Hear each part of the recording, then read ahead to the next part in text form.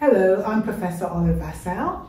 And I'm Dr. Natasha A. Kelly, and we are the co-editors of Mapping Black Europe, Monuments, Markers, Memories. You know, it's so great to be able to sit down, 4 months after our new book has been released and really be able to share it with everyone. Yes, only 4 months and a lot has actually happened. It was like, as we say in Germany, selling hot rolls. I like that. It has been, most definitely. Yeah, people all over Europe and in the USA have been really interested in this publication. Yeah, and I'm so glad that we really drilled down and took the time to do this and overcome all the challenges of doing this kind of a book, especially with the pandemic. And do you remember when we first started back in 2019? Yeah, literally. We had this great idea, let's do a book, as if it was as easy as that, with authors from different countries throughout Europe who, first of all, don't even all speak the same language. So that must have been one of the biggest challenges, to actually get everybody language-wise on the same page. It was obvious to do it in English, yes, but yes. English is not necessarily everybody's first language, neither is it necessarily their second. Yeah. So that was one of the big challenges. Yeah. And for the record, I feel very spoiled that I was able to write it in my mother tongue, being from the UK.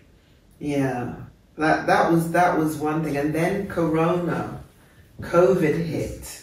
My goodness. And for a book that means that you go to different cities to document the lived experiences of Black communities, this was quite a barrier, wasn't it? Yeah, literally, in several ways threw us off track, because we were all shook up by Corona, right? We were all, especially in the beginning months, literally all the first weeks, literally surprised, okay, what is this even? What's happening? But then George Floyd hit shortly after that. Exactly. Black Lives Matter. Black Lives Matter, people taking to the streets across the world, and including the cities, the 8 cities that are in our book. And so this provided an amazing opportunity to really synchronize the work that we're doing even more closely than we already had. Yeah, on the sad occasion that it was, but it literally brought communities, I think global communities together, and the communities in Europe together to actually, be synchronized. That's literally the word, right? So, I mean, we've all been dealing with racism. We had been supporting, anti-racist movements in the US, and police brutality in particular in the US. So when we all were able to get into the streets and really protest the murder of George Floyd, it really brought home as well and allowed us to emphasize the issues within our own communities. Yeah, and that's when we decided to change the structure of the book, because then we thought we needed this moment, this political moment that we all have as a starting point, as a point of departure for each of our chapters. And then our authors literally reflect on how Black Lives Matter influenced the work that they've been doing, and especially in highlighting victims of police brutality in their own cities and countries. So it wasn't only about George Floyd anymore. It was also about structural racism in Europe, in each of these individual countries, in the cities, about police brutality. And it really shows that is a global phenomenon, right? That's nothing that just happens in the USA. Yeah, I feel this was a very powerful moment, and that, in starting each of the chapters in that way, because the rest of the chapters were already synchronized with what we were looking at.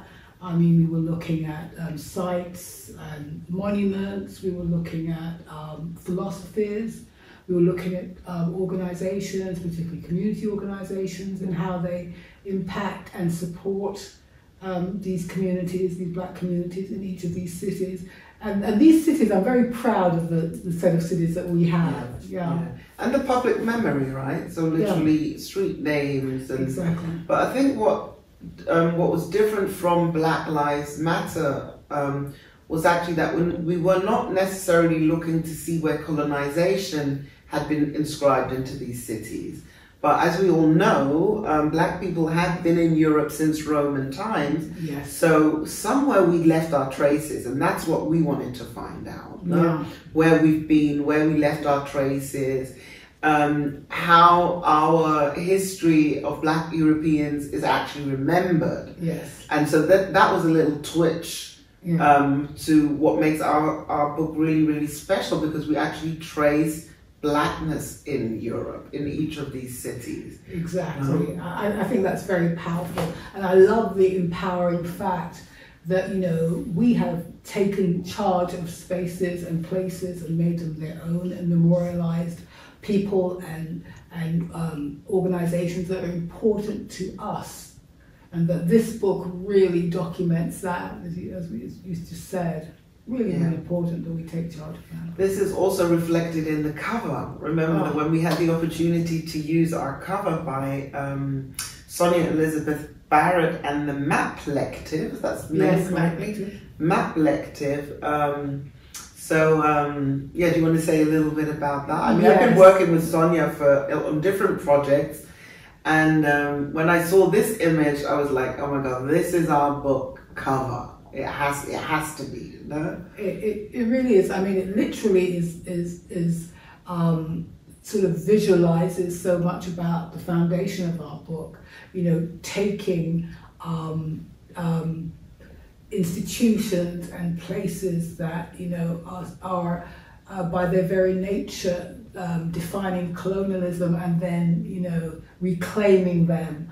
One of the things that I really like about that work that Sonia did was the fact that it was a group of Black and brown women that came together and shredded these colonial maps of the Caribbean. At the Royal Map Centre, where was that? The Royal Geographic Society's map room, which is a very bastion of colonial mapping.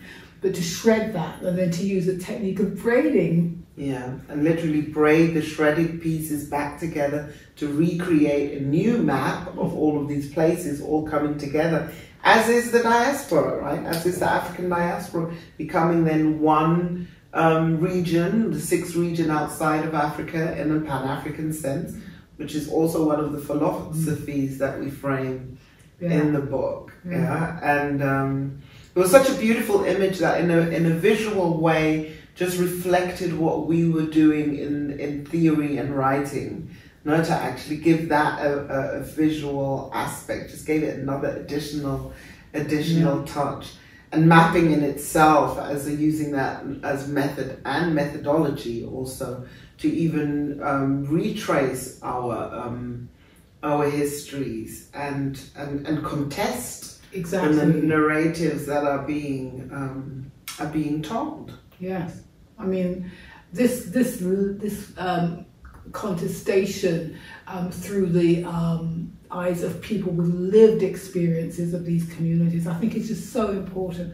I think it's so often it's been an outside-in look at our communities, but to have a group of people come together in, what are our cities? In Berlin, London, Paris, Brussels, Warsaw, Luxembourg, Rome, Oslo. Yes, I mean, just to be able to, I'm so grateful that we're able to find contributors who really had a passion to tell the stories of their communities and to really expose to each of us, because this is a learning process. And one of the things I've liked about this project is that we are learning ourselves. Yeah, every day learning about these cities and, you know, how much history and how much potential is in each of these chapters actually.